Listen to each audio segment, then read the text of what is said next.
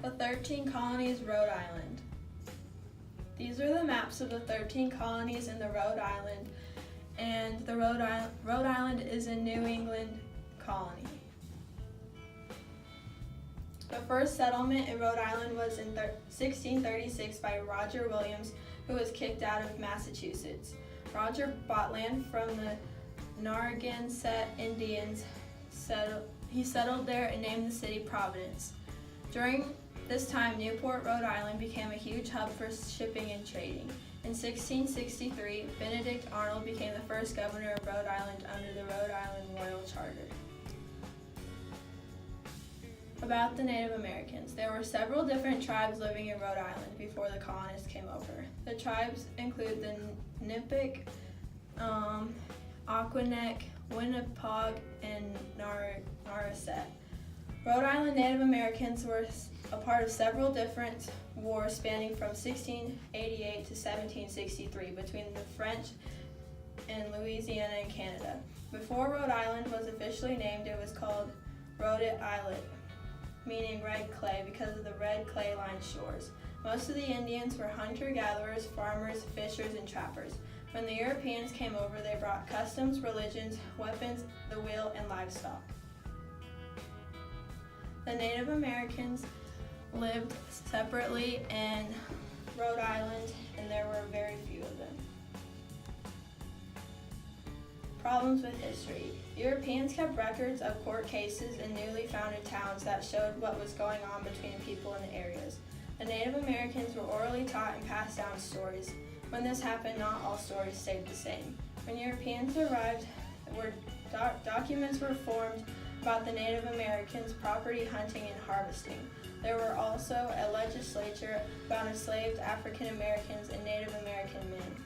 There were also a document made for the Governor Coddington and Chief Manitomi to regulate activities of Native people in the Aquanic land. So enslaved people and free people before 1776.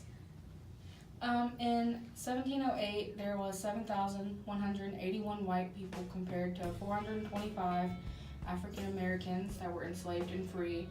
And by 1774, there was 59,707 white people and 3,668 African Americans that were enslaved and free.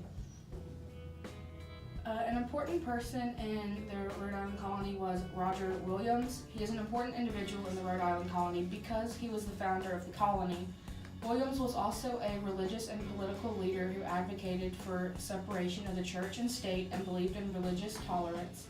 Williams also was important because he created a government in Rhode Island to protect liberty of conscience. How did religious and cultural factors influence the settlement and development of Rhode Island? When the settlers came over, they brought the idea of Christianity.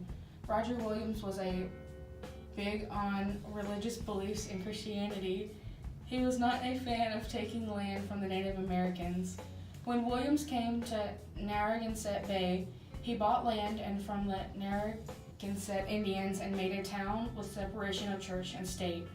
Rhode Island became an area for Baptists, Quakers, Jews, and other religious groups.